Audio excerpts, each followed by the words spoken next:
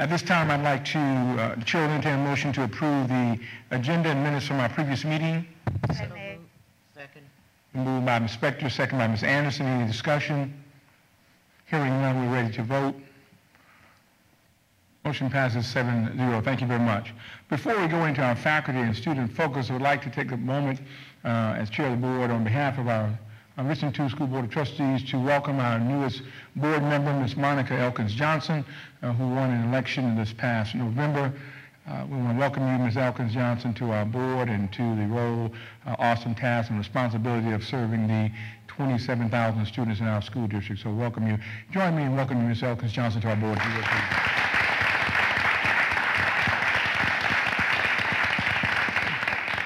Thank you very much. At this time, we will have our faculty and student focus. Dr. Brochu. Thank you, Mr. Jackson, members of the board. At this time, I'd like to call on Sue Millette, our Chief Academic Officer, to introduce our faculty staff focus. Thank you, Dr. Brochu. Tonight, as you know, we're being hosted by the centers, Center for Inquiry, Center for Knowledge, and Center for Achievement. And in just a few minutes, we'll have an opportunity to see some of the good work that the students at all three of these centers have been doing. At this time, I'd like to introduce Lynn Mueller, lead teacher at Center for Inquiry. Hello, good evening. Good evening. On behalf of my colleagues, Jolene Hall and Stephanie Courtney, we would like to express our appreciation for allowing us the time to present to you. And because there are three of us, we decided that we would put together 3 videos that showcased student engagement. And while we could go on for hours, each of us, at everything that happens at the centers, and we certainly invite all of you to come at any time. We'd love to have you all. I know many of you have come, but, and Ms. Elkins-Johnson, please come and visit us, all 3 of us. So we have a series of 3 video clips, and thanks to Joe Burke, we have them all synced together. And so the first one is going to be the Center for Inquiry. We refer to our learners as tall learners and small learners. And so tonight we're going to look at some of our tall learners and how we seek to live the life of inquirers. During the past 2 summers, 8 of our teachers have been fortunate enough to go with some USC scientists to Oregon to study change and collect data which is gathered and distributed to major countries and all over the world. It's part of current data collection. Some of it is used to study climate change. And we were very fortunate that Jim Gandy decided to come out and document the trip. We've been for 2 summers, and this is a video clip that appeared on WLTX that explains the project. I think you'll find it interesting. A group of teachers from the Midlands tagged along with researchers from the University of South Carolina to head all the way to the West Coast for a science experiment like no other. It began in a classroom at the University of South Carolina. Our own Jim Gandy met with biology professor Brian Helmuth as he preps 4 Richland District 2 teachers for a scientific journey that will span more than 2,000 miles to the coast of Oregon. While they all may have different professions, their goals are one and the same: to study climate change through marine life and to apply what they learned back in the classroom right here in the Midlands. We are in Central Oregon off the coast near Newport. Between the majestic mountain backdrop and rocky shoreline of the Pacific Ocean lie the classrooms of USC biologists, the intertidal pools of the Oregon coast. 4 teachers from Richland School District 2 turn into students themselves, soaking in the experience with hopes of creating a new curriculum for students in the Midlands. We'll bring out back video footage, pictures, our own personal accounts and stories. To be able to come out here in this natural environment and learn as I do it's been tremendous. It's important for us to carry that same energy back to them so that they can see how important it is. Researchers from USC take measurements. So we'll have an average, 3 measurements for each zone. Placing sensors in mussel beds. I am adding some underwater epoxy to the sensor to make sure that when the tide comes up, it doesn't wash away. That will eventually transmit temperature data back to labs in South Carolina. News 19 meteorologist Jim Gandy documents the trip, assisting with the research. We're studying the effects of climate change. One of the first areas that's really going to be impacted is right here along the coast. The basic question we're looking at is what are the animals likely to do under the changing environments that we're seeing. Biologist Brian Helmuth says diverse marine life, like mussels and sea stars, make perfect indicators for climate change, changes that are happening in other ecosystems around the globe. We know that it's coming down the pipeline. We know that it's going to have major negative impacts. But rather than just sitting on our hands and saying, all right, we're going to watch everything die, we're basically saying, how can we take that information and do something with it? So is it the white that we're looking at? If we understand what's affecting these two organisms, we understand a lot about what's driving the ecosystem dynamics of this part of the world. It's a trip of a lifetime that teachers and researchers both hope will benefit future generations. One, just taking that excitement back to my students and just carrying that out. Reporting in Oregon, Nate Stewart, News 19, WLTX. Have a good day.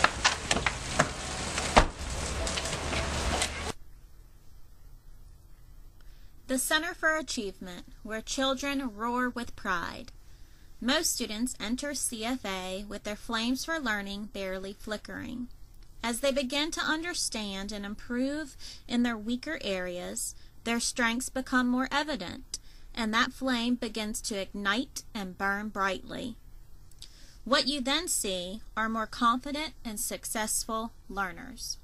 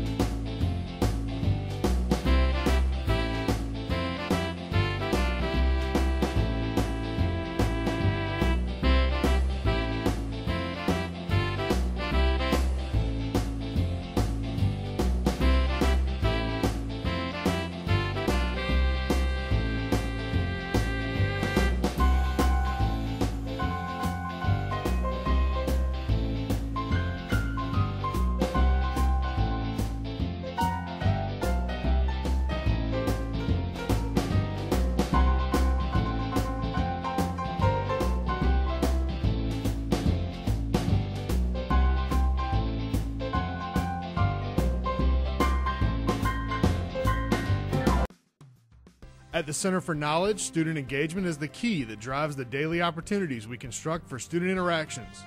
The students' excitement to learn is evident as they share with pride the products that they create.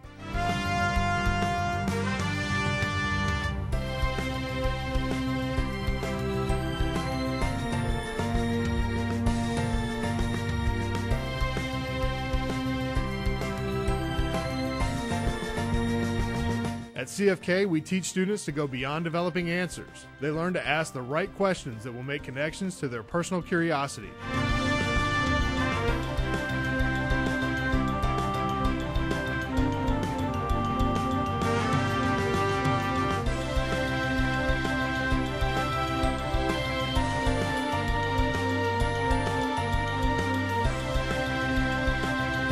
Tiered activities allow students to create their own learning path by focusing on activities and projects that are designed to fit their personal interests.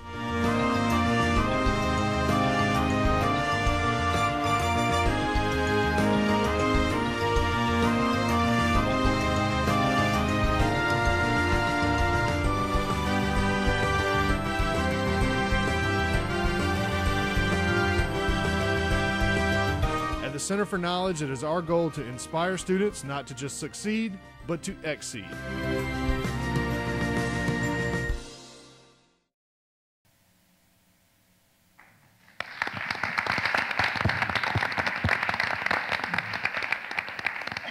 Thank you. We hope you enjoyed it. very much. Questions and comments from the board? I just have one. Ms. Spector? I miss seeing the kids tonight. Mr. Chairman, if I could, I'd like to comment. What you have just seen and witnessed is really a prime example of what we're trying to do with our students, giving them these real-world opportunities. And you can see how engaged they are. So each month, we want to delve a little bit deeper in there for you all to have a better understanding of what the work is that we're about. So Thank you very much, Ms. Millett. Nice music, too. Next on our agenda is the public participation. At this time, we've had one person to sign up, and Mr. Dennis Brantley, if you will come forward and give us your name again and your mailing address. You'll have 3 minutes to share your comments with the board. You've also given us a handout as well. Thank you very much, sir. Yes. First, let me thank members of the board and representatives of the district for the opportunity to speak with you tonight. I appreciate that. Again, my name is Dennis Brantley. 1401 Bookman Road, Elgin is the address. Topic for tonight I'd like to discuss with you is my particular and personal experience and my observations with regard to CFA and its impact on students. I have a unique perspective. I have 2 children, identical twins, who are in the 2nd grade. For the first 9 weeks of this school year, 1 student was at CFA, 1 student was at Round Top Elementary. So we had a direct observational period in different settings. These children's MAP testing scores are virtually identical. They scored within 2 points on either of the reading and math areas. So the students are very closely matched in that regard as well. One of the students had some confidence challenges previously. The other young man did not. And what I witnessed was dramatic. During the first 9-week period, the self-confidence of these 2 gentlemen went in opposite directions. The young man who was in the traditional setting lost confidence. His confidence was reduced. He became withdrawn, was unwilling to do some tasks that he enjoyed previously. The other young man who had confidence challenges was willing to take on new tasks, had a different perspective on the things that he was working on, and as a consequence was a happier child, quite frankly. The young man who had his confidence improved was at CFA.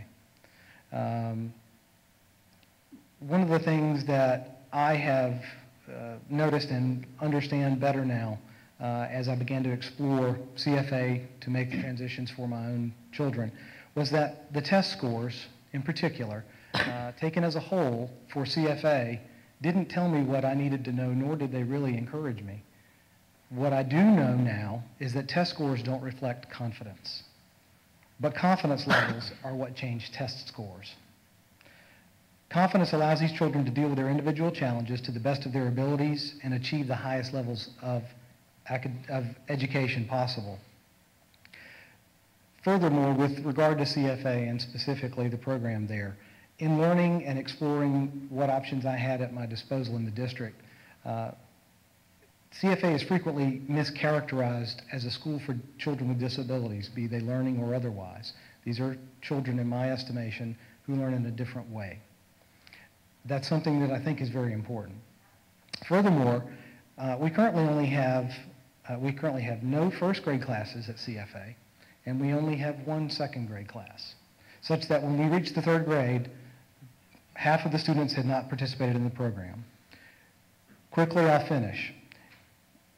It's my sincere hope that we may enlighten more people in the community about the opportunity CFA presents to our students. CFA not only encourages and nurtures young minds, but also develops a well-rounded and diverse student with positive impacts on our greater social fabric. The CFA approach affects change from the inside of each child, and as we all understand, our children's future is in our hands. It is my goal tonight to encourage the board to enhance and expand the CFA program as much as is possible. Thank you very much, Mr. Brantley. Thank you.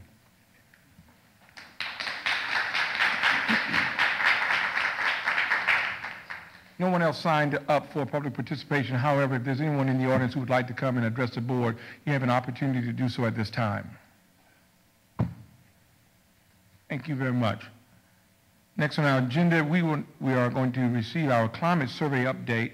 let me share with the public that several months ago, actually back this summer, the board authorized a climate survey be completed, or work environment condition survey be completed by an independent third-party organization. In this case, the K-12 Insights Group out of Virginia came and agreed to participate in this effort.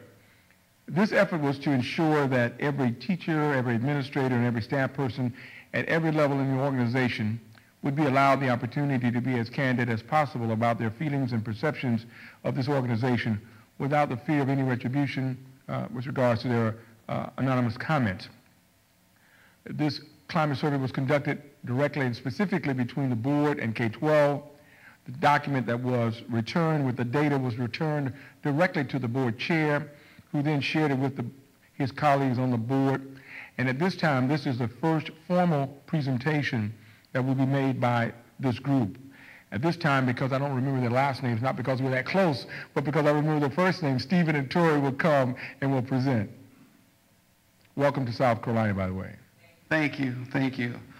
Chairman Jackson, members of the board, Dr. Brochu, thank you for having us. My name is Steve Knobloch. I'm the Vice President of Research and Advisory Services for K-12 Insight out of Herndon, Virginia. And with me is my colleague, Tori Schulte, who is the Relationship Manager on the, and does the closer work with the people here in Richland too. So what I want to do is walk you through the results of these surveys that were administered. And I want to preface my presentation with a couple of things. I recently retired from a school district outside of Washington, D.C. in Virginia as a Director of Research and Accountability and Testing. And we did lots of surveys. And there's a couple things that I'd like to caution us all when we read the results of any data sets. One is it is one simple data set. So it's a viewpoint that we're looking at. The survey that we did on behalf of the board was a census survey. What's a census survey? A census survey basically says we're asking for everyone's input. We're not excluding anyone. We want everyone's voice to be heard. It is not a scientific survey, meaning it isn't a random sample that is a stratified representation to ensure that we have the right number of, experienced teachers and non-experienced teachers. We have the right number of gender, race, socioeconomic status. That isn't in place for this because we value, as our corporate work is, to encourage engagement by all stakeholders. So when we read the results and I present the results, I want to caution us that as we look at it, you find opportunities to further conversations about improving Richland 2 School District. That is the focus of our work in K-12 Insight. It's about a broader conversation about how do we improve things for our students, for our employees, for our teachers, for our communities, to better our environment and our communities. So that, with that said, if we can pull up, there are 3 surveys. We were asked to use a survey that was developed by Prince George's County Public Schools. K-12 Insight went out and received permission from Prince George's County Public Schools to use this survey with the caveat that the questions would be asked as they were presented. So these are the questions that were designed in that instrument. We did not make any changes. There are 3 instruments. The first one we're going to walk through is the School-Based Administrators Working Condition Survey. The second survey will be the Support Staff Survey, and the final one will be the Instructional Staff Survey. Chairman Jackson asked that in between each one of these, there'll be opportunities for questions from board members, and I'll respond to those as we go through that. These aren't long survey results, but there's a lot of detail to them, so I'm just going to give you some of the highlights of the results. So each one of the survey instruments is designed to measure different dimensions of working conditions. So in this particular one, for school administrators, we look at leadership, collegiality, resources, professional development, curriculum and instruction, parent and community relationships, workload, student attitudes and behavior, job autonomy, and overall satisfaction. And each one of those areas has several different questions underneath it to help give us a sense of where to school administrators perceive agreement or disagreement with certain statements. So the first thing is that we had a 73% response rate for school administrators. So that is a great response rate. Ideally, of course, what do we want? We want 100%, but 73 is a very good response rate, very respectable. And I think the results you get gives you a better sense of getting a feel for the perceptions of the school-based administrators. So the way to read these reports, these charts here, I'm going to just give you a quick overview. There's the header, so this one's on leadership.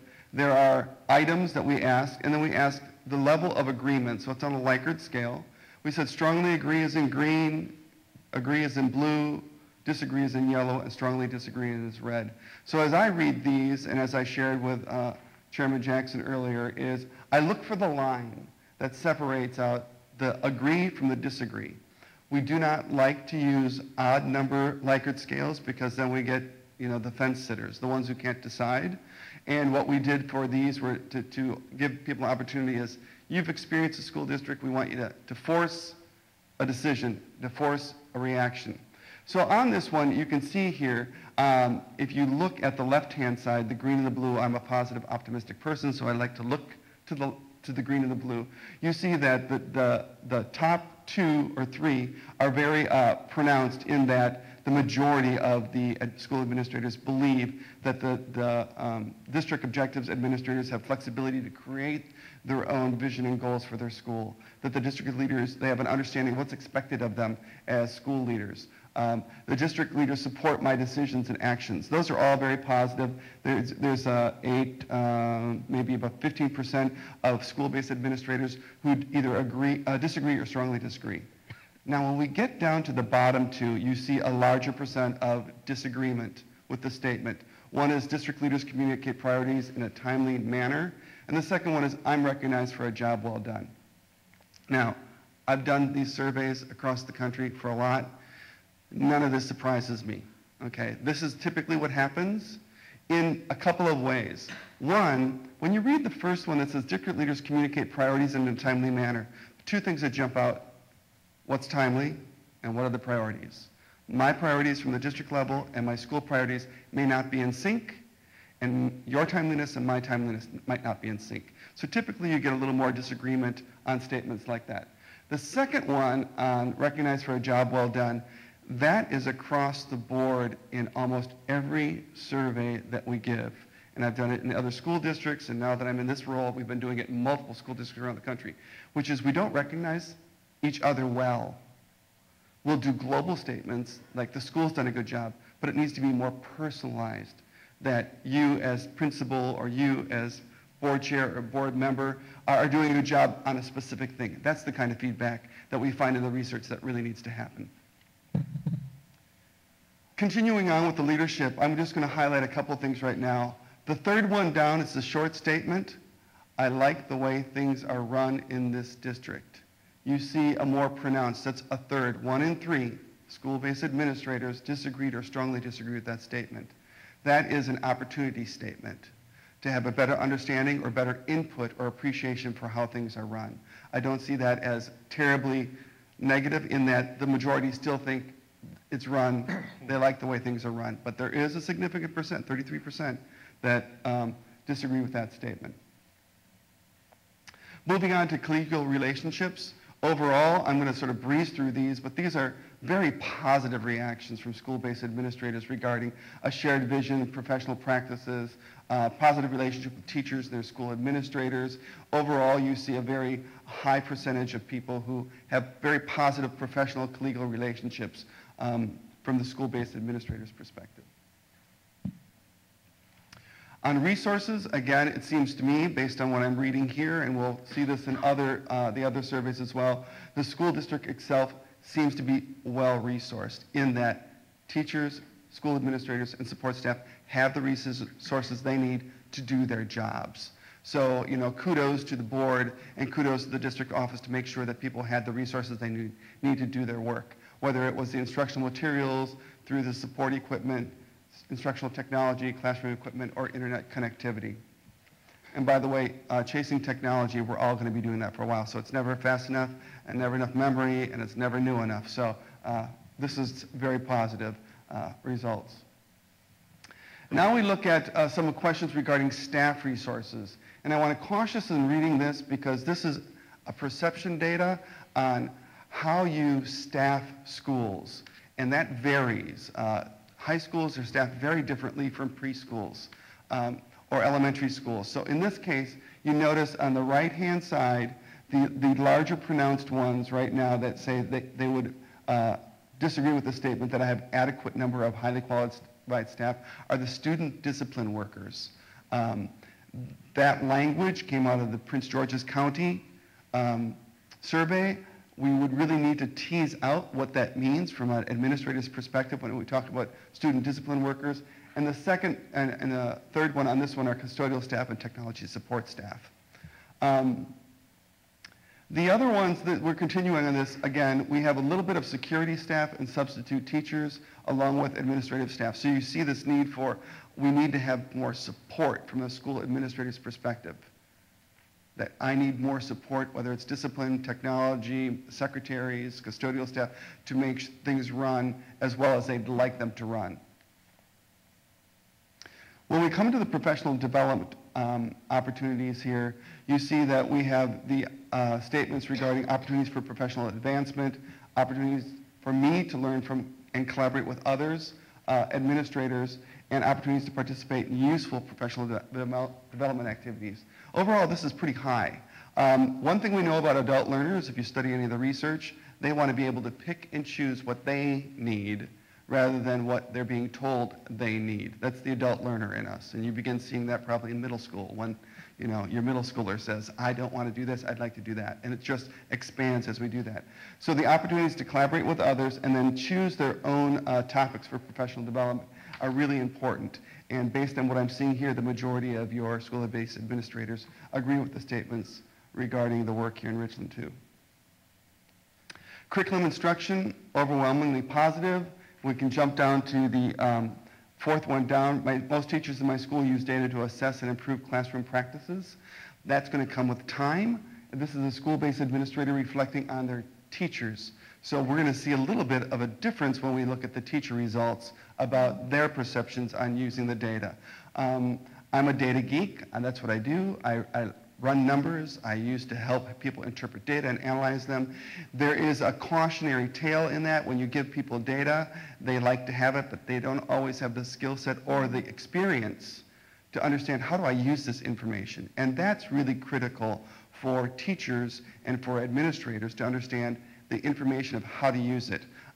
My favorite word that I've been sharing with multiple school districts in the last couple of weeks is to triangulate your data. You can't just use one piece of data. You have to have multiple sets of data. Otherwise, you're just going to go and only read one side of the story rather than the multiple sides of the story. It goes back to the public comment that was made by the young gentleman behind me that, there are different sides to learning. One is a test score, the other is confidence. They're a part of a whole, and we need to begin looking at the whole when we look at the data.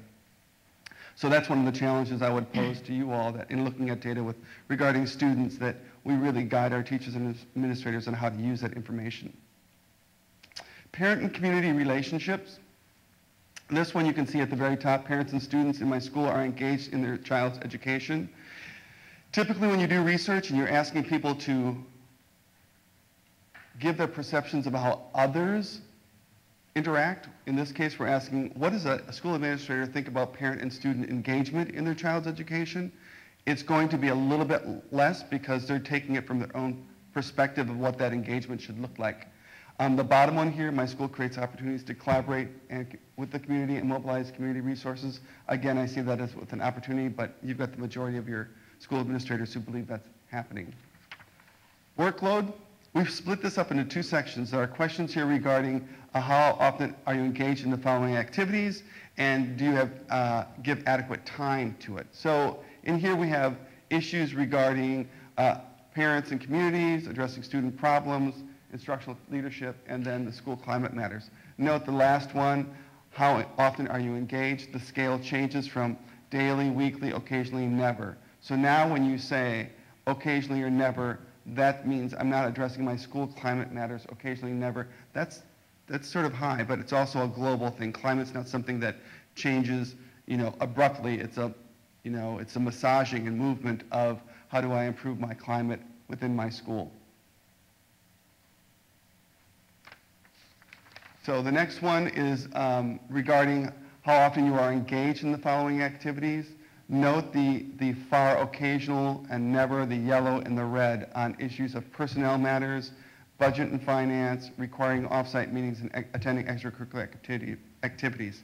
Depending upon your school's culture and your district's culture, the degree to which you're asking school-based administrators to participate in personnel matters, budget and finance matters will vary, okay? So for example, Prince William County, Virginia, right next neighbor to where we are, this is all school-based managed. So that means the school-based principal would be responsible for budget and finance issues. So they would be more involved in it.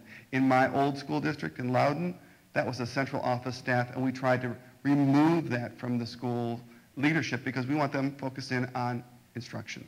So that's a cultural thing, and I don't know that environment here, but that's one way to interpret some of this data. And then the questions are, to what extent are you satisfied with the amount of time you've devoted?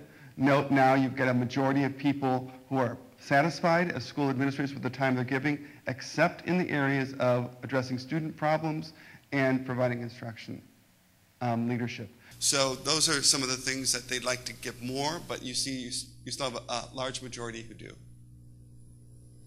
The next set are comments regarding, are you satisfied with the amount of time for the personnel matters and budget? Note here that there was occasional never, which is actually a good thing in this case because they're satisfied with the amount of time that they're giving to those things. So that says kudos to the district office staff that actually those things are being handled by the district office staff in order to avoid overwhelming school-based administrators. Student attitudes and behaviors. These next few slides speak to some of the things that sort of draw ourselves oftentimes away from instruction, but are very important.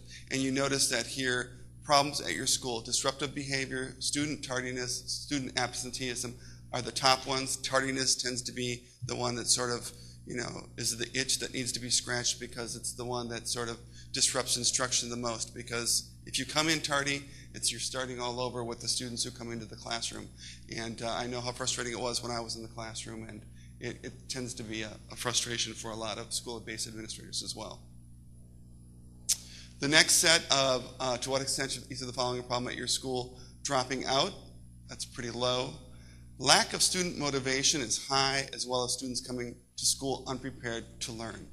Now, those two in particular, I'm going to speak just to the lack of student motivation. The research would say student motivation is not necessarily controlled by external factors. It's an intrinsic thing. So if you give them things they're interested in, your schools, the engagement that you guys were doing, it's like those teachers going to Oregon. They're engaged. They're more likely to be motivated.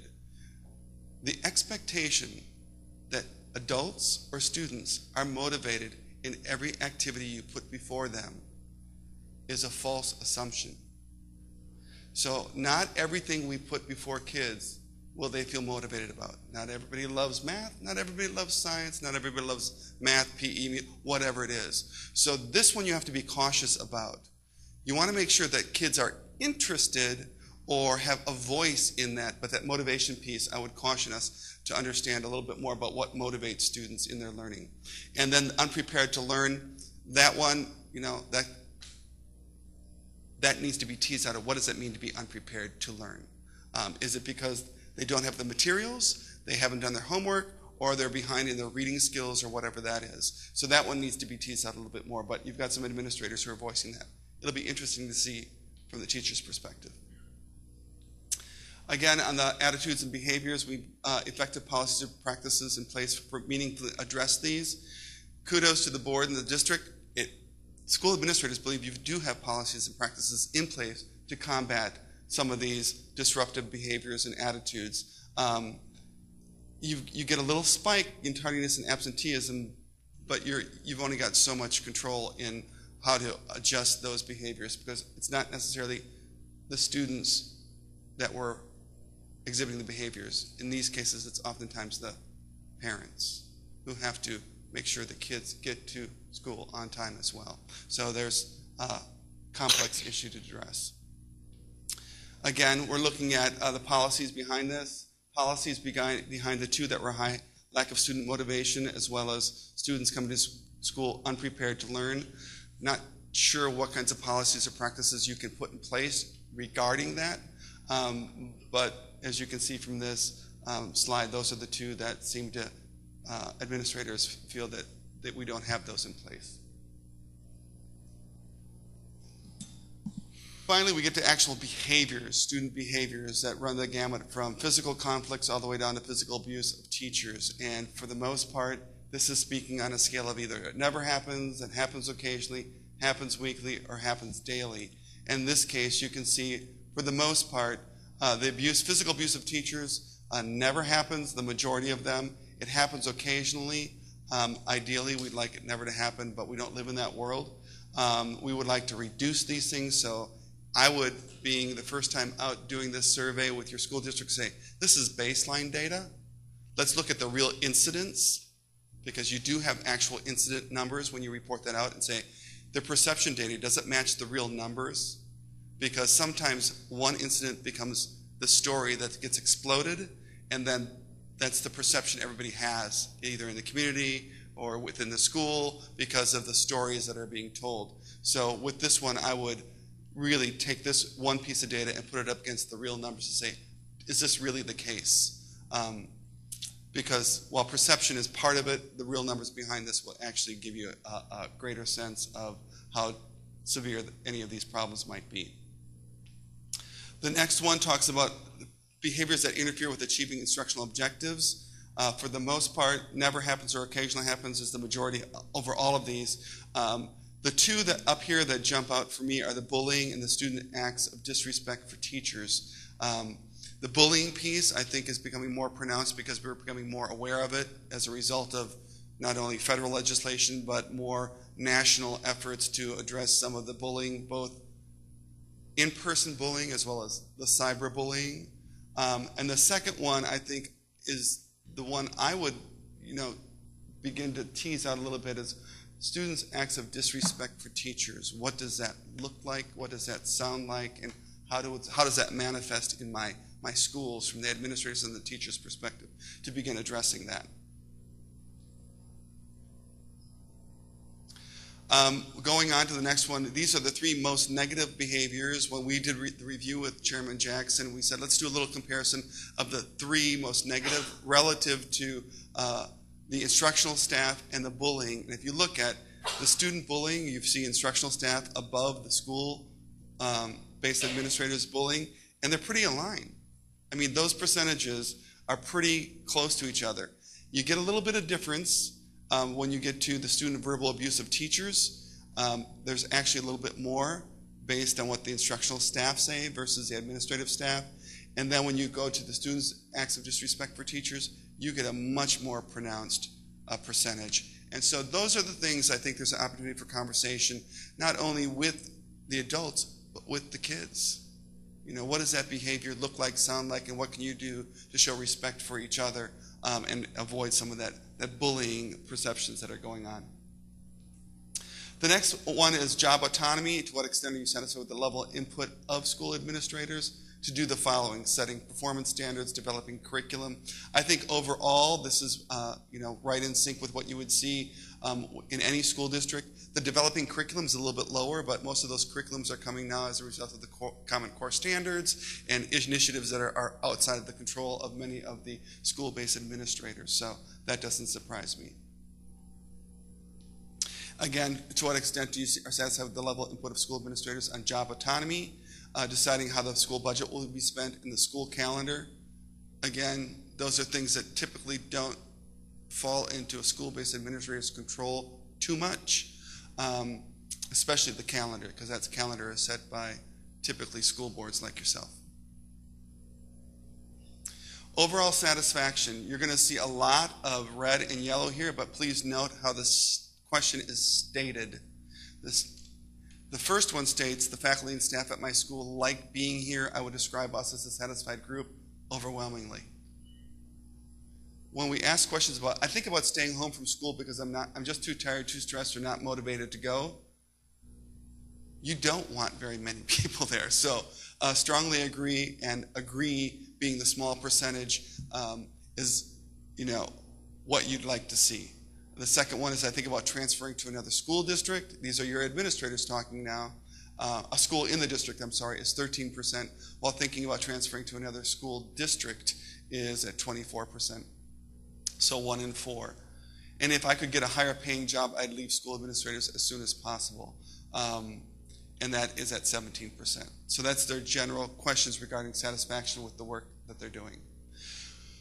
We did ask verbatim questions so people could type out their own responses. Those responses are in the hands of K-12 Insight. Nobody in the school district has those, and what we do is a theme analysis. We actually run it through software that looks at semantics and taxonomy and finds types and concepts, negative and positive, and when we do themes, we're asking for at least 10% of the respondents to have said something like this. So it's not just one person, it's multiple. And you can see here that the first one is information is plentiful, communication and explanation of changes in policy, guidelines, or expectations needs to be more timely and better managed. We saw that in one of the questions themselves. The second one is continue to keep lines of communication open with all administrative staff, need to include all stakeholders when making decisions. Some people are feeling that they're not being part of that decision making from the school administrator's perspective. Need to improve overall morale. The level of trust between between the district office and the school is not as strong as it once was. So that's wavering a little bit from what their past experience has been. Value of consultants is unclear and is perceived to be wasteful. Staff development is important for all employees. This speaks to the notion that we are giving staff development to all employees and not just segments of employees. And then finally, resources and workload are not distributed equitably. And so they're feeling a little bit of stress from a school administrator's perspective on how we allocate those resources and the workload. So with that one, we typically end with a conclusion slide in here. That conclusion is a conversation about what next steps are, what we're going to do as a result of addressing this, and that will come at a later date through a further conversation with you all. So I'll pause here and open that up to you, Mr. Questions or comments from the board on this particular section? Ms. Anderson. I'm sort of concerned. Did they talk about that last one, that the resources and workload was not distributed? Did they give us any feedback on that, or did you just check that?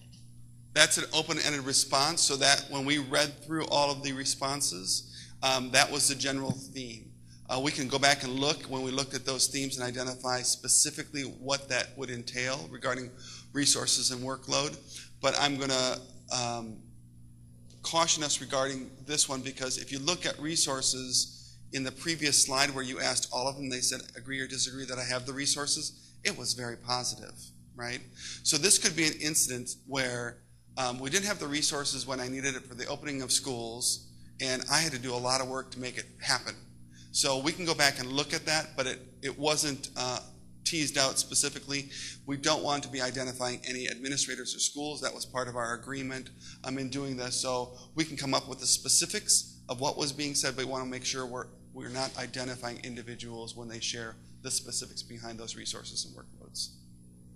Oh, because I was kind of concerned because you put that on your response for open-ended questions, but then on the graphs we saw something different. Mm-hmm. So that's why I was kind of wondering, did you tune in on that for any particular reason, or?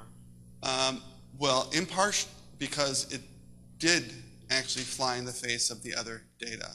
So as a researcher, what I try to do, and especially with perceptions, is while I have a majority of people saying this, there are always going to be outliers, and I don't want to lose them. All voices are included. And so when I have, in this case, we had 19 administrators. That's a little over 10% of them actually responded in open-ended responses. When I have several of them say that, even though the majority of them agreed or disagreed with that statement, or strongly agreed with it, I'm sorry, I want to make sure that that's causing your reaction, just what you did, which is, I wonder why that is, to further that conversation. That's exactly what this survey should be doing. Thank you, Ms. Anderson. Another question, Ms. Anderson? The only other one on page 26 about often thinking about transferring from the schools. I think that overall you would say 13%, and the other ones would be what? It's about 2 or 3 people. Well, out of that's the whole. what I was asking. Yeah, That's the number's answer really my small. question. You've got the percentage was, I think if we go back to the very beginning, I forget what is, I think 123 administrators. 123 responded. Okay, so if you take 10% of that, actually it's higher than that. Then so you've got like 12. So 12, staff members. If you take 10% who responded to the question regarding transfers. In the percentage that to another district, that was 3% strongly agreed and 10% agreed they would transfer to another school within the district, but the other 6 and 18% often, well, they think about it. District. Yeah. Sometimes we always think about the opportunities outside of ourselves, outside of where we are. It's greener. It's normal. It's what's causing them to think about that. Is it school size? Is it the school they're in? Is it the staff they're with? Is it the pay? Is it location between where I currently work and where I live? I mean, there are all kinds of ways to explain how that might be. So we would have to do another survey to get answers to those questions. Yeah, there are some human resource surveys specifically that can be done to tease out some of that. One of the things that we do, and I enjoy doing a lot to tease these things out, is actually do focus groups with administrators and say, help me understand what do you think was said here as a representative, a smaller focus group, because it's through that dialogue that you're going to get a better understanding of it, rather than, a survey is a good strategy to get everybody's voice, but when you want to tease in, those focus groups are invaluable to really get at the heart of some of the issues and concerns that this might raise. Other questions or comments from the board? Thank you, Ms. Anderson. Mr. Chair. Dr. Fleming. I found this administrators to be fairly positive overall. Are you suggesting that anything 25%, 30% negative is an area of a potential problem, or just an area that we need to address as a concern? When you have a third of the school administrators in this case, 33% or 30%, I would even cut it down to 25%. If you had a quarter of your school-based administrators respond negatively to something that you think that there should be a better response than that, then it's worth having a further conversation to tease that out. It should be addressed in some way. Most of the times when we do these, the work is we do these presentations, we get the conclusions overview, and one of the next steps is we're going to talk to our school-based administrators, and we're going to tease this out and say, what things do you suggest we do to improve X, Y, and Z? Same thing with teachers and support staff and students. Sometimes we forget to include them, or even your parents and your community members. They have a perception, they also have a solution. So to broaden that. So I would look at like 25% rather than 30%'s pushing it. It's pretty high. Other questions, comments from the board? Thank you very much. Stephen, ready to go to the second one? Yes. Can we move to this? And if there's any redundancy that exists, absolutely. We'll fly through some of these next couple because there are redundant slides in it. Absolutely. Thank you. So can we go to this is the school-based support and central and support services staff working conditions.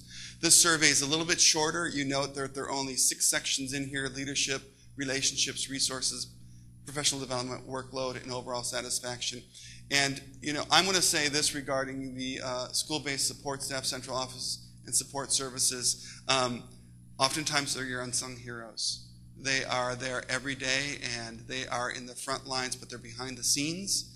And I think listening very closely to what's being said in this survey is very important because their ears to the ground a lot. They see a lot and they hear a lot.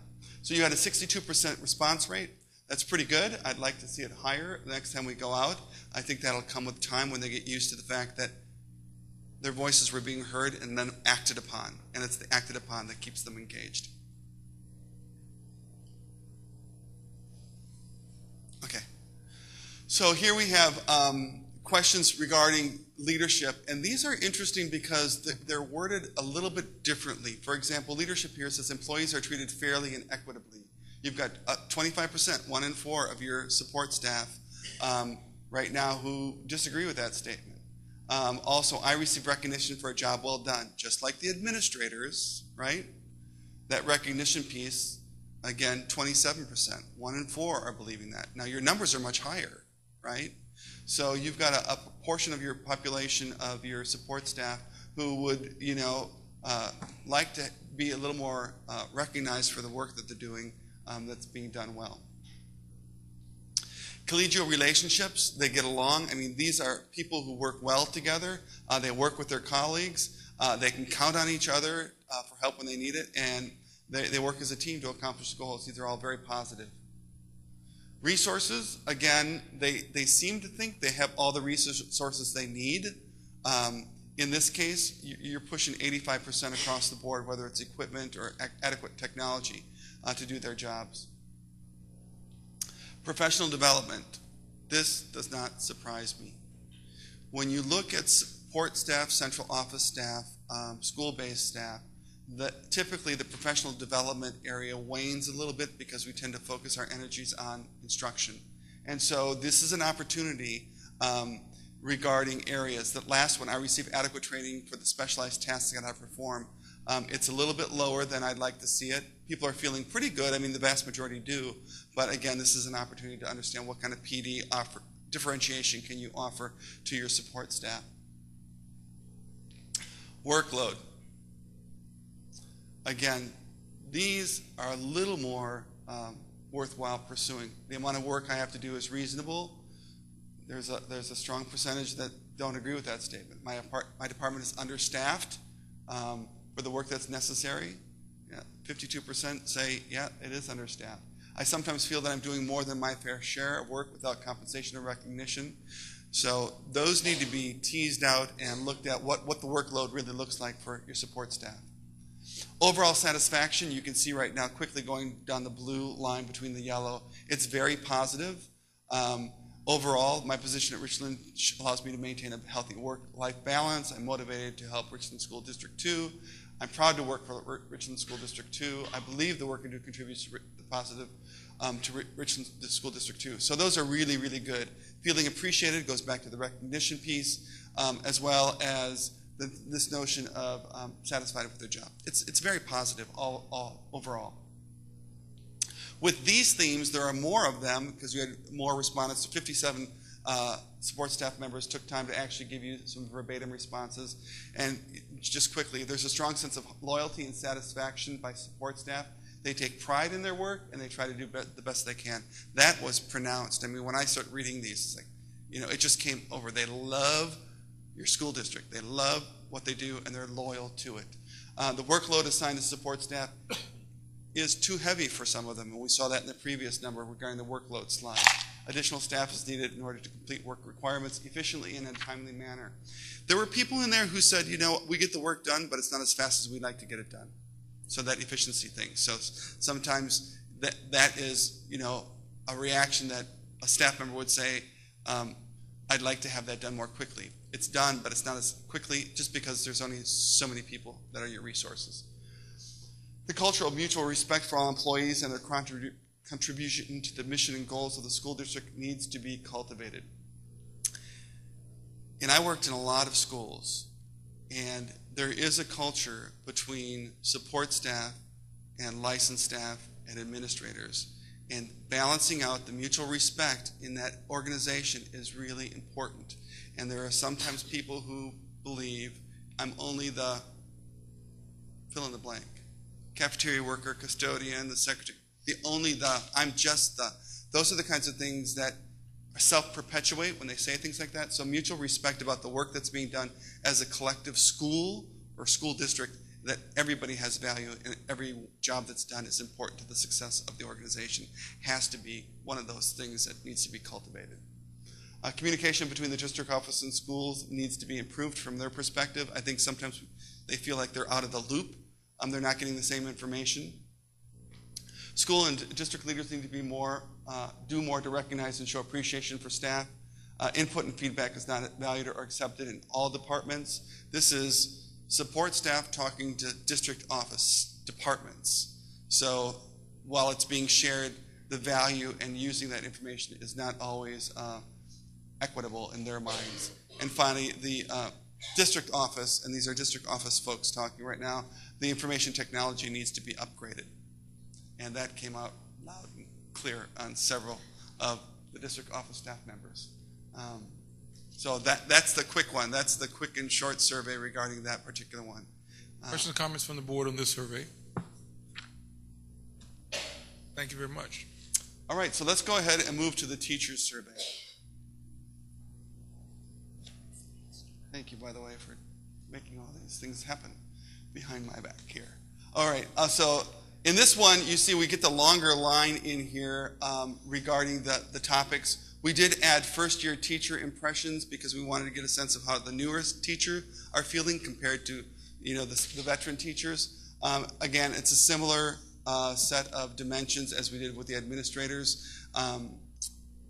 So let's just jump in. This was the lowest participation rate or response rate of the three. It's 53%. It's the majority of your instructional staff participated, but I would really like to see a higher percentage over time be cultivated. Typically when we do these kinds of employee morale, satisfaction, climate surveys, we're pushing 80% is where our threshold. We really would like to have that percentage in there. Because it's 50%, the other 47% who didn't say anything, while they may agree with it, they also might not agree with it. And so then these numbers tend to be a little dicey to interpret. But that being said, we did make a note in here that we included instructional aides, teachers aides, special education aides, and the ROTC instructors, so it was a broader instructional staff. It wasn't just classroom teachers. So first-year teachers, this is about are we preparing our teachers to do well within our school district? And so your induction in the culture of Richland School District, was it extremely satisfied, very satisfied, slightly satisfied, or not at all satisfied? You can see, for the most part, they're very satisfied to extremely satisfied. The second one, I have the instructional resources. There's a hard percentage that were slightly satisfied. I think some of that is awareness. Being so new, I don't know where all the resources are. And so they may not have exactly what they needed at the time that they needed it, but they're probably there. Your decision to work in Richland too, are you satisfied with it? And the vast majority of them are very satisfied with doing it. And realize we're only 2.5 months in when we did the survey, so so far so good. So now when we go into the leadership, this is the overall, this is all staff, not just the first year teachers. Administrators inspire, administrators communicate respect, integrity, and fairness. I understand what administrators expect of me. All very high. There's a positive relationship between teachers and administration built on mutual trust and respect. That one's a little bit lower, but I think that tends to be a result of schools, not school district. So that relationship between the school-based administrator and the teacher is an opportunity to broaden that conversation. We continue on with the administrator, with leadership with the teachers. In this one, you see now we see a little bit more of a disagreement in some of this. Again, I'm recognized for a job well done, consistently apply policies and procedures. Administrators listen to ideas and suggestions from teachers and incorporate them into their decisions. Had I had the privilege to actually tease this survey, I would have actually changed some of this. This is one of them that I would have split. It's 2 questions in one, right? The first one is, do you listen to my ideas and suggestions? The second question is, do you use them? I may listen, but because of a broader context, I might not incorporate it. And most people are okay with it as long as they understand why. So there's just a couple things that we were bound by because we used the Prince George's County survey. Collegial relationships, overall, it's very positive. In fact, you only see strongly disagree with the second one, where I have sufficient opportunities to meaningfully collaborate. That's that time thing. There's never enough time. You're going to hear that from everybody. There's never enough time, especially if I want time to collaborate with somebody else. So you have to begin to think creatively to make that happen. Resources from a teacher's perspective, again, it's very positive. So they have what they need. You do have some 12%, 9% over there who are disagreeing with it, but for the most part, they have what they need to be successful in the work that they're doing. Now when we go to staffing, now I'm asking teachers now, remember teachers, and how they're responding to staffing. So in this, cafeteria workers, guidance counselors, etc., again, same thing. They'd like more student discipline workers, more technology support. Those are the things that would ease their burden. So that's not surprising. Professional development here, the bottom one is the one that sort of jumps out. An effective mentoring program that provides opportunities to learn from other teachers has successfully been implemented at my school. That doesn't mean it's not in the district. That's just at my school. You've got 27% who disagree with that statement. Curriculum instruction, again, very positive overall. The pacing guides allows time for students to learn instruction. I'm going to, this does not surprise me that it's 17%. Actually, I'm pleasantly surprised it's as low as it is when it comes to disagreeing with that statement, because pacing guides and instruction don't always go hand in hand, right? There's never enough time, and the work that you guys are doing at the center, the engagement, that takes time, and sometimes those pacing guides don't sort of help us with that, but overall, this is very positive. The instruction at my school is more focused on test preparation rather than learning. I'm pleasantly surprised that it's at as low as it is. That while 34% of them, your teachers agree that there's too much focus on it, I would say right now that there's a balancing act going on now with the expectations with testing, not only here in South Carolina, but across the nation with balancing of accountability measures and the flexibility that No Child Left Behind changes are giving to schools and school districts. Parent and community relationships, overwhelmingly positive. Parents of their students in my classes are engaged in their child's education. Kudos to the parents and the community from a teacher's perspective. It's very supportive of their students, and for the most part, I think that the collaboration between school and home seems to be evident in these results based on the teacher's perceptions. Workloads. Remember what we said earlier regarding data? If you look at that second one down, I'm burdened by data collection requirements. They're feeling it, and that's a challenge. That's an opportunity how we can take some of that burden of collecting the data, because really the collection is not as important as the interpretation and taking action from it. So if we can think creatively of how we can avoid some of the burdensome nature of that data collection. A pressure to meet federal and state standards is stressful. Class sizes are reasonable. For the most part, that's pretty positive. And the teachers are required to fulfill too many duties that interfere with their primary role as teachers. Part of the expectations in working in a school is that there are going to be duties that may not really meet your primary goal, but they're all important. And it's just like having your cafeteria workers and your custodians and everybody else. We're all in this together, so we have to do what we have to do. Student attitudes and behaviors. These are side by side, so if you look at the blue bar versus the yellow bar, the blue bar says, to what extent is this a problem? And the blue represents not a problem or a minor problem. And the yellow is, to what degree do you agree or disagree with the policies that are in place to address the problem? So if you look at this, the disruptive behaviors in place, for the most part, the majority of your teachers don't think these are problems. Motivation seems to be the lowest one, again, as we saw earlier. And then the policies being in place, again, they mirror exactly what the administrator said. So they're in sync, which is a good thing. That means our perceptions are probably accurate when you're looking at administrators and teachers' perceptions. Again, here we have similar things where either it's not a problem or there's policies in place, very positive regarding some of the specific things of absenteeism, class cutting, and dropout, and poor student health.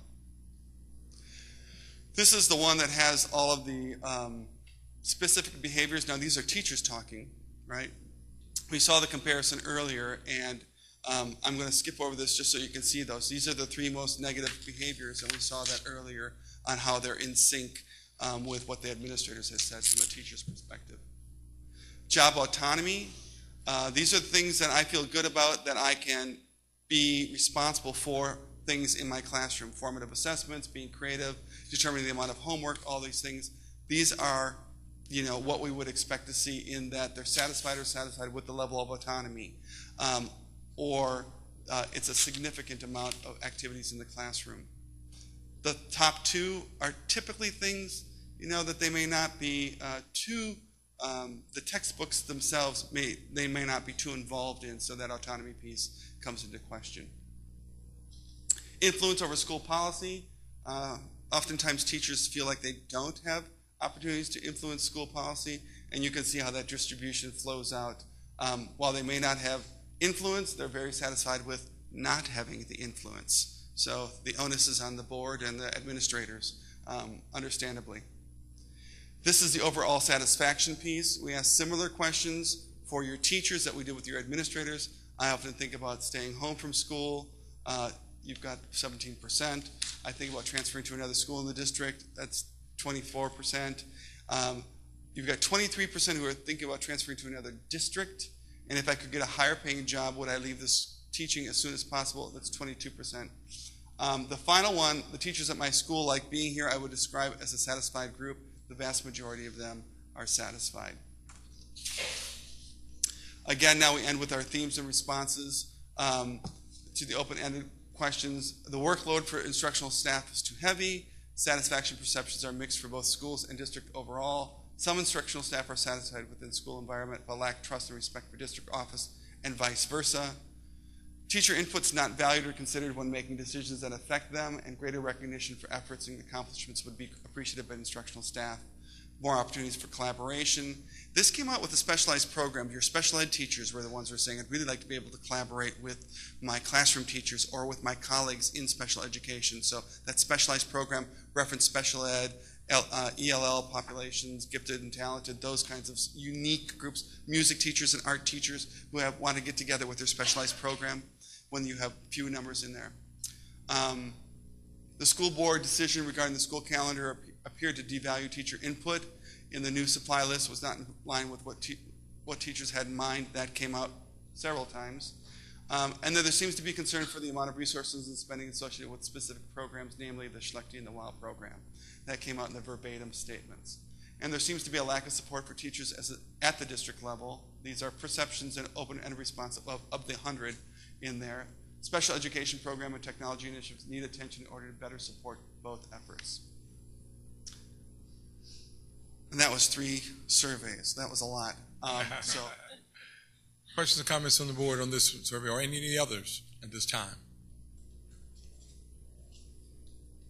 Well, Steve, let me say how much we appreciate the work that you've done, and you, Tori, as well. This is critically important data. I also want to say to the public that this information will be posted on our district website, and we'll have a subsequent follow-up meeting and have discussions and conversations to delve much more deeply into not only what we've learned and seen and observed, but more importantly, on what we plan to do working together to address it. So I want to publicly thank every employee of this district who was courageous enough and willing to trust us enough, this board, to give us your open and honest and candid feedback and input. Thank you very much for that. Thank you, Stephen, for coming in, and Tori for coming in and sharing with us. Thank you.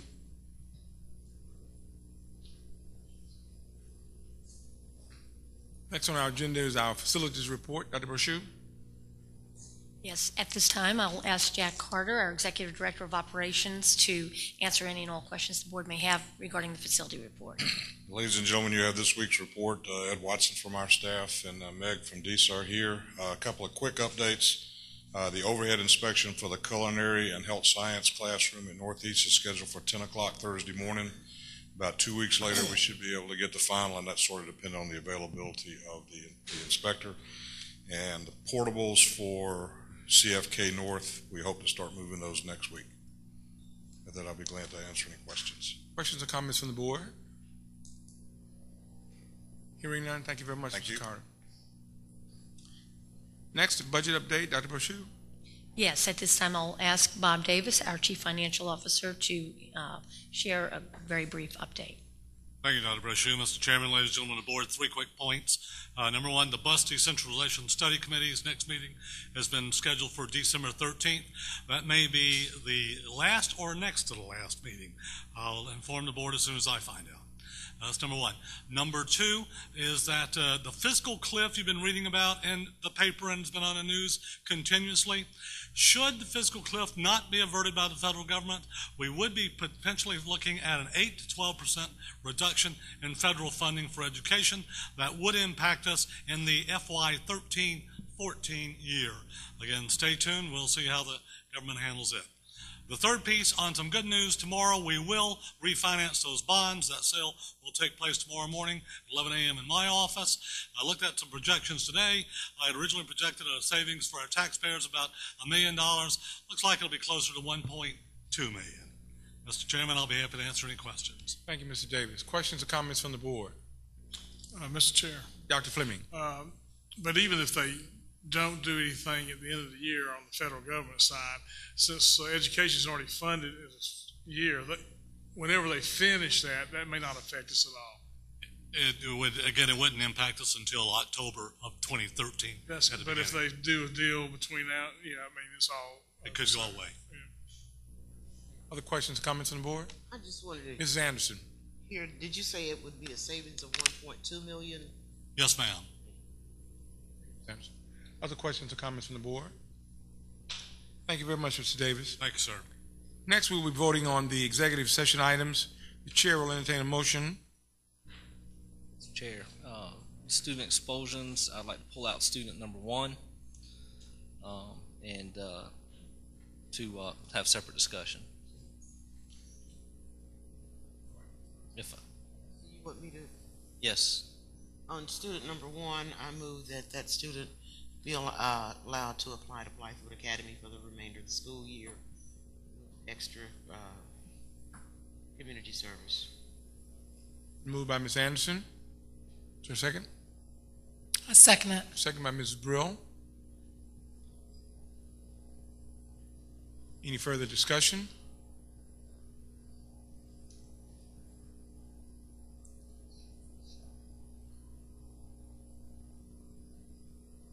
Hearing none, we're ready to vote.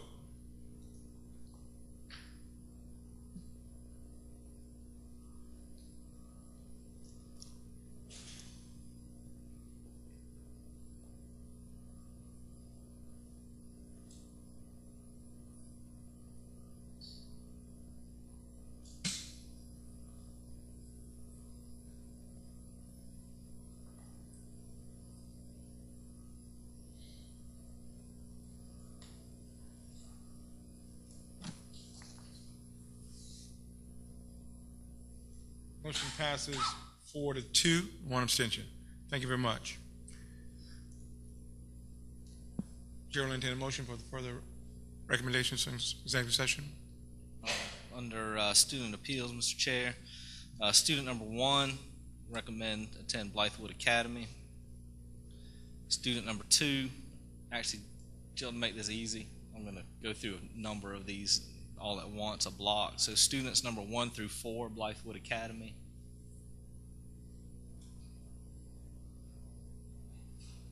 Student number 5, deny and the appeal and refer the student back to the IEP team at the home school. Student number 5. Student number 6, refer to Anna Boyd and refer the student to the intervention excuse me, I can't speak tonight. Anna Boyd refer to the intervention assistance team at the school. Number 7 we'll pull out for separate consideration. Number 8, Blythewood Academy with 30 hours minimum of community service. Student number 9, Blythewood Academy. Students 10 through 13 refer to Anna Boyd. Student number 14, deny the appeal and send to the IEP team at Blythewood Academy. Student number 15, Blythewood Academy and Loradac. Student number 16, deny the appeal. On addendum number 1, that student deny the appeal. And addendum number 2, deny the appeal. Heard the motion from Mr. Manning. Is there a second? Second. Second by Dr. Fleming. Any further discussion on these? Question on number 5, under the appeal, what was your motion? Deny the appeal, refer the student back to the IEP team. Thank you. Okay. Any further discussion? Hearing none, we're ready to vote.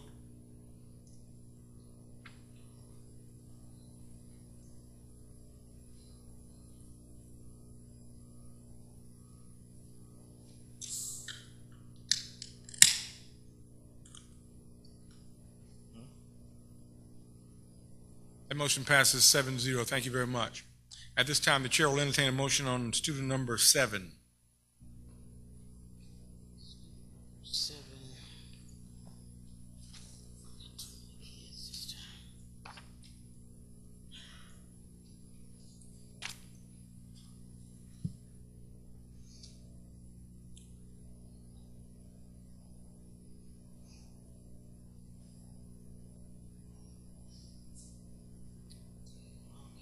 Student number 7.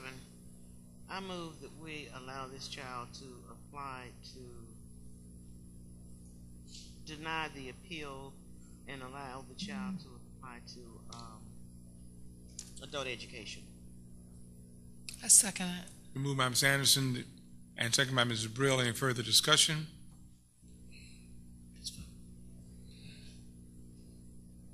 Hearing none, we're ready to vote.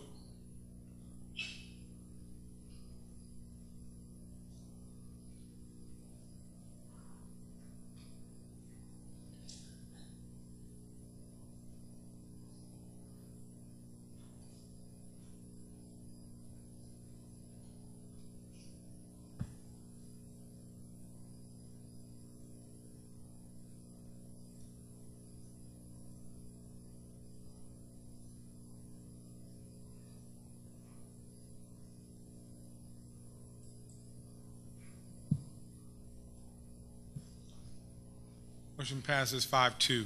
Thank you very much. Next, the chair will entertain a motion on the student readmission requests. Mr. Chair, I move that we allow the readmission request. Second it. Moved by Ms. Anderson, second by Mrs. Brill. Any further discussion? Hearing none, we're ready to vote.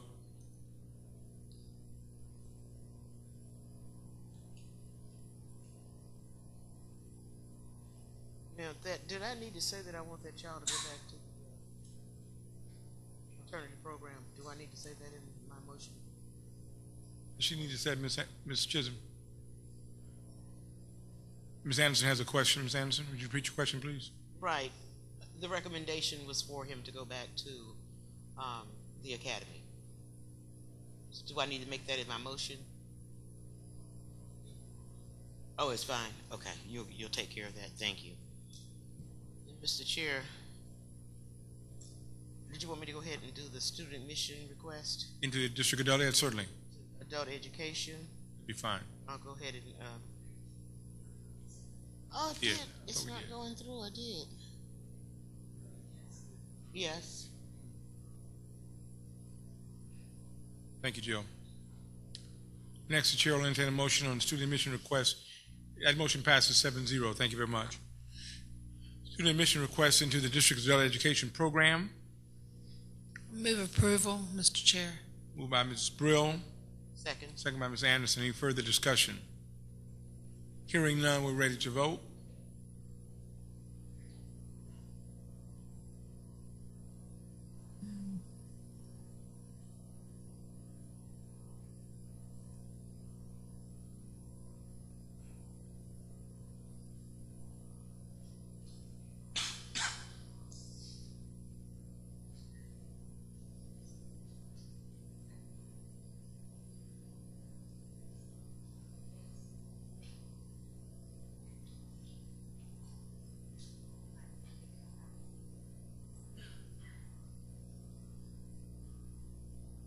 The motion passes 7-0. Thank you very much. Request for at-home instruction. Chair, Ms. Anderson moved. Second. Second by Ms. Monica Elkins Johnson. Any further discussion? Hearing none, we're ready to vote.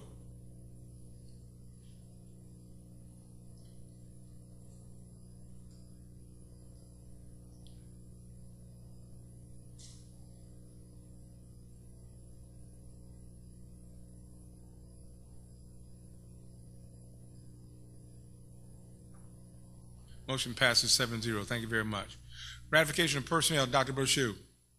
Yes, at this time I'll ask our Chief Human Resource Officer, Roosevelt Garrick, to share the district's position on the following personnel items. Mr. Chair, ladies and gentlemen of the board, I have for your consideration 1 page of professional recommendations, 1 page of classified recommendations, and 1 addenda. And for your information, 1 page of professional releases, 1 page of support releases, and 1 page of in-district transfers. What was the addendum? Did I get the addendum? It was added to your... Oh, it was on here? Yes. Uh-oh, hold up. I don't have the addendum. Ms. Spector? You want to make the motion? Yeah. Okay, all right. All right. So moved by Ms. Spector. Is there a second? Second. Second by Mr. Manning. Now, any further discussion? Can't vote because I don't see the addendum. See the addendum on Where is it? And mine is not opening.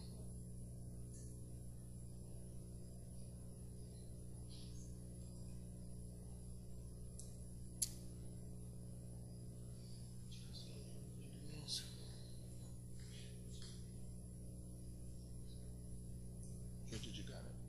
Okay, Judge has it. Oh, she's a...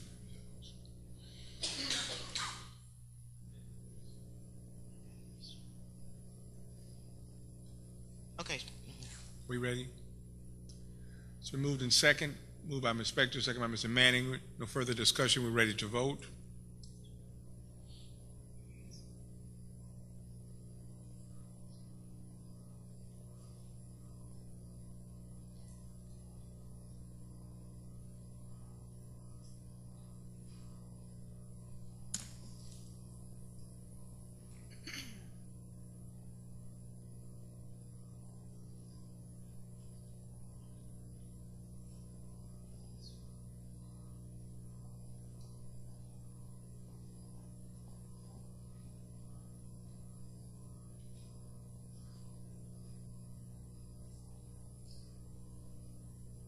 Motion passes 7-0. Thank you very much.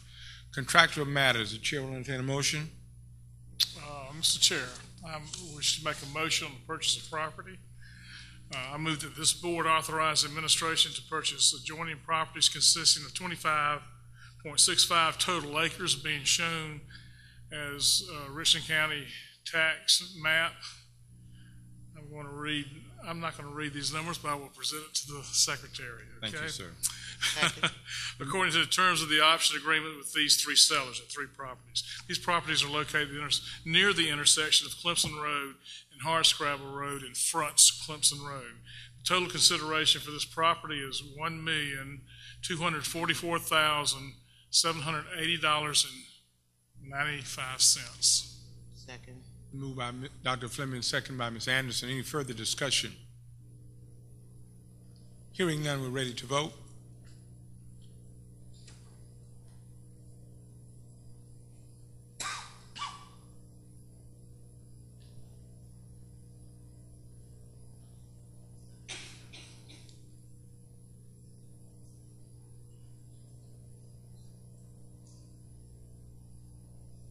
Motion passes 7-0. Thank you very much.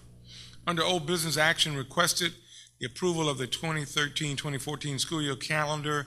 Dr. Brochu. Yes, you have before you the copy of the calendar that was presented at a prior meeting, and we present that to you for your consideration. Mr. Chair. Mrs. Anderson. I move that we adopt the calendar, approve the calendar as presented. I second it. Moved by Ms. Anderson, second by Ms. Brill. Any further discussion? Just one comment. Dr. Fleming. I wish our consultants were here, that our teachers are the ones who make the calendar, and not the administration. So. Any further discussion? Thank you, Dr. Fleming. Hearing none, we're ready to vote.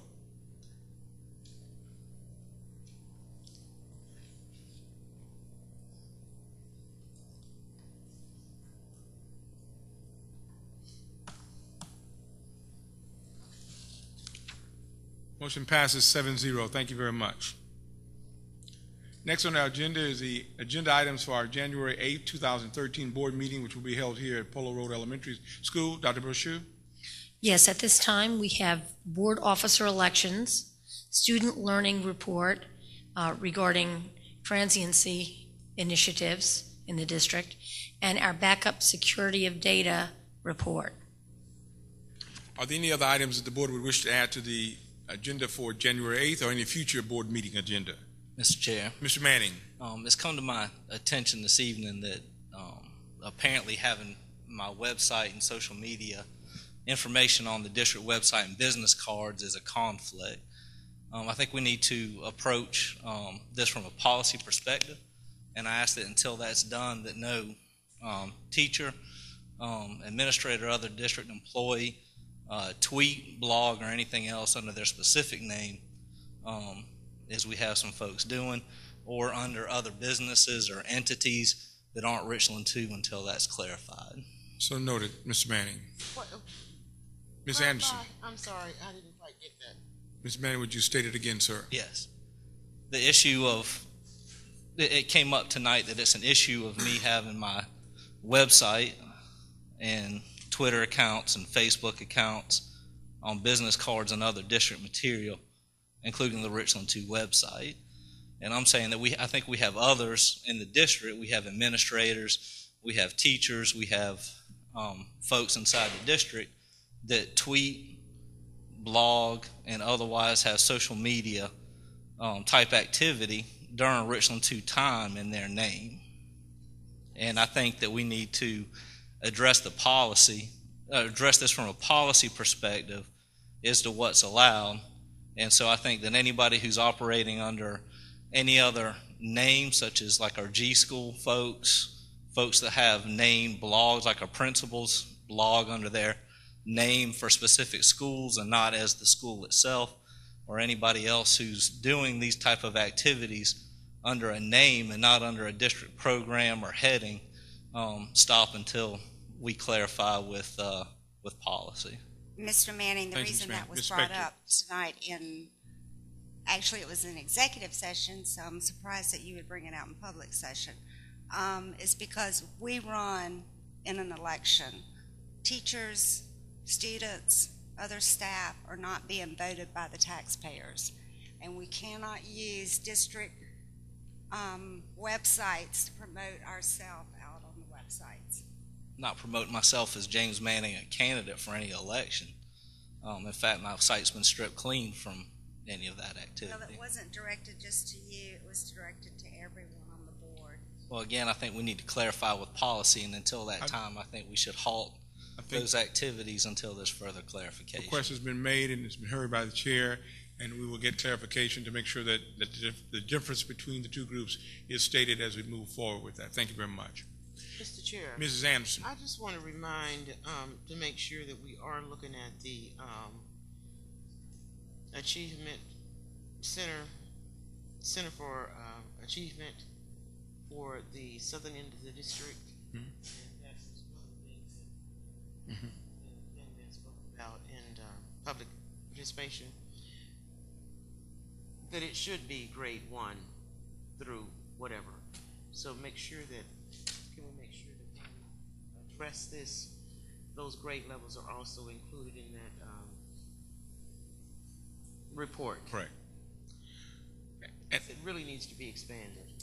I'm not certain if staff got this, but if it didn't, we'll make sure they get this document that he gave to the board. You do have it? Okay. And thank you very much, Ms. Anderson. Thank you. Other questions, other items, rather, excuse me, recommended by the board to be added to future agenda board meetings? Hearing none, thank you very much. At this time, we're entering into our second public participation session. No one has signed up. However, if there's anyone in the audience who would like to address the board at this time, you may feel free to come to the podium and address the board. Thank you very much. This time we'll have our board and superintendent comments. We'll start with Dr. Fleming. Thank you, Mr. Chair. We'll comment on a few things tonight. Glad we passed the calendar, got that over with, and that we're I really enjoyed the report on the, usually I'm not the data geek like the rest of some of you are, and but I really enjoyed the report, and I was really pleased with the positiveness of it. I was really expecting more of a mixed bag than we actually got, but I believe there were some issues of participation that I wish we had more participation in many areas. And I think that, again, like you said, I believe as we tweak these things, as we learn how to do things better, and the teachers and the administrators have more confidence in us, that will be better participated with and over time. But I thought it was a positive report overall. We have some issues, and I believe we can address those as we move forward.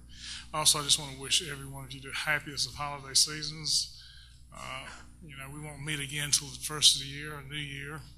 Be a lot of bowl games going on in that time, so we'll have some happy or sad people, but have a Merry Christmas, Happy New Year. Thank you, Dr. Fleming. Mrs. Spector.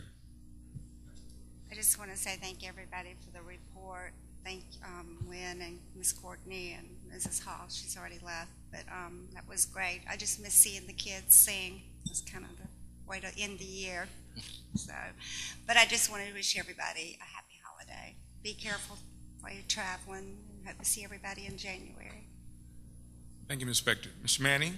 I'd like to welcome our newest board member, Miss Elkins Johnson. It's great to have you aboard and part of the process and here with us. And to my fellow board members who return, Mr. Jackson and Ms. Brill, for your successful rebids to the seats beside me here. Katie, I want to say thank you. Obviously, we had a very positive overall atmosphere for the district, and so I give you credit for pushing us in that positive direction. And based off the responses and the data that we have before us, it looks like we're going where we need to go. So thank you very much for what you're doing. Thank you. We have a wonderful team of folks. Thank you, Ms. Manning. Mrs. Anderson. Thank you, Mr. Chair. I first want to congratulate Monica joining us on the board. We're all here to assist you, whatever you need. Don't hesitate to ask for our assistance. And to my colleagues returning, Mr. Chairman and Vice President? I can't remember, getting old. Look at my hair, I guess you know that. But anyway, glad you guys made it back. And the presentation on the three centers was really neat. And I was very glad to know that they went to Oregon to do the research with the biologist, or mine slipped again, but anyway at that. Mr. Chair, I think it was I just want to point out that you came up with the initial idea to do this climate survey for the district, and I thought that was very proactive on your part. And so now I hope that we will continue to follow through to see what we can do to make a big difference. We don't need to do a report and let it sit. So I just want to ask the board and challenge the board that we continue this so that we can continue to build our district to get it to where we want it to be. And I thank all of you for coming tonight. The winter break is upon us, and whatever you celebrate, I hope that you will enjoy it. And I'm going off the limb for a second here. I may lose one of my good friends, but I'm not sure who all knows that Dr. Riley is now Dr. Johnson. And congratulations. Stevenson. This is Johnson. That's Stevenson. Pardon me. Stevens. Dr. Mrs. Stevens. I just wanted to congratulate you. And thanks for all you guys do. Enjoy whatever you do. If you go to any of the bowls, be safe and return back ready to go back to school. And I know some people are not happy with the calendar, but I think those people who were charged to do the calendar did, after all, at the end of the day, they did a very good job. We can't satisfy all the people all the time, but I thought they did a very good job in splitting that winter break, that February break. So I just want to put another notation on that, because I know that wasn't easy to do. And I just wish they would, like the gentleman said, November 11th, since that's my birthday and Veterans Day, I sure would like to see that one off. But at any rate, you guys have a wonderful, happy winter and a very happy and prosperous new year. Thank you, Mr. Chair. Thank you, Ms. Anderson. Ms. Elkins Johnson. Yes. First of all, I'm truly blessed and grateful to be here to serve on such a wonderful board as District 2 in the school district. So I'm excited. I want you guys to know that I work for you, and I'm excited to grow and learn from my colleagues. And I also want to acknowledge my husband, who took time to come to my first board meeting. So thank you.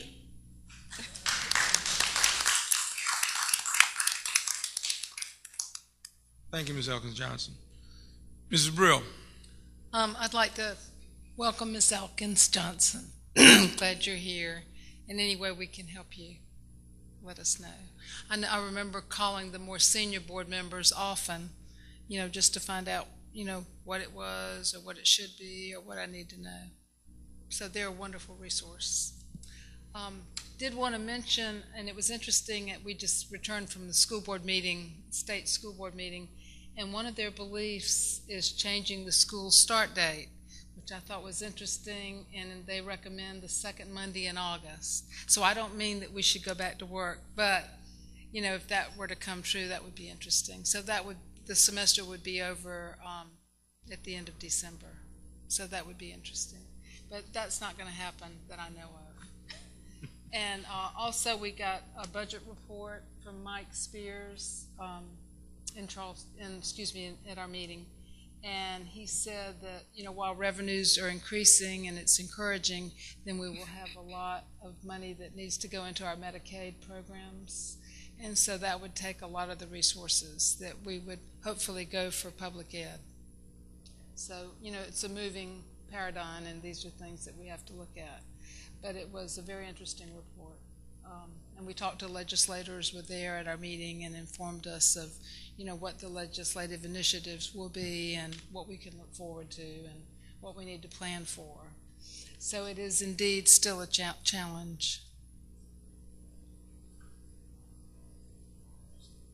And then they did say it's important to let your legislators know how you feel and what you think, that one of the quietest and sort of least vocal members of our community are our teaching staff and administrators, and that you're like, they call us the sleeping giant, was what they said to us.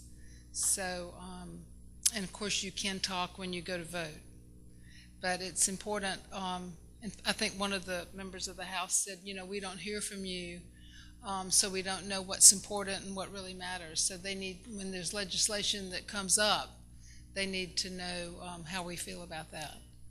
And certainly we do that, but it's important for the community to do that too, especially if they're your representative, because then they're listening. Want to wish everyone a happy, healthy holiday season. I wanted to thank Mr. Jackson for his service to us as chair this year. This is his last meeting, and I think he's been impressive, and I appreciate all the hard work that it's taken.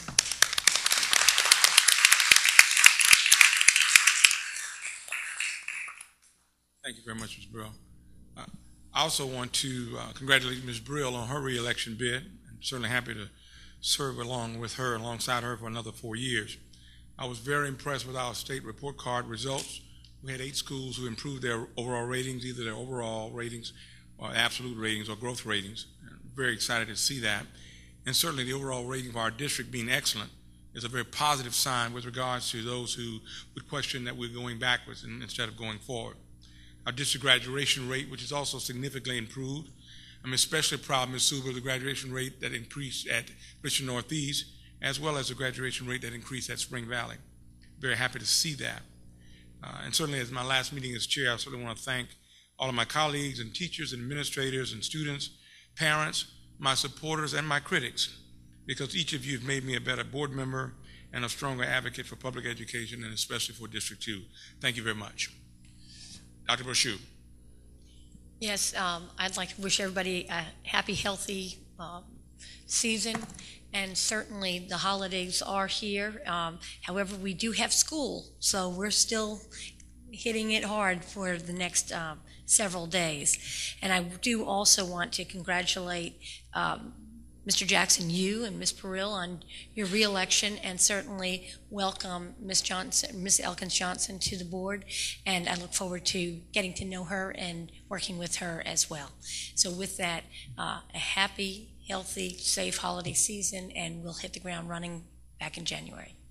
Thank you, Dr. Brochu. Comments from other cabinet members? Feel free to say. Mr. Chair, would you Ms. Anderson. think, were these decorations or were these poinsettias for us? What? I'm not sure. Okay. Thank you. Thank you very much. Thank you for that. I didn't want to let that go unrecognized. So. No other items for the business tonight. Would Chair entertain a motion to adjourn? So moved. Dr. Fleming and Ms. Brill? No opposed? Second. It's been done. Thank you very much. Happy holidays, folks.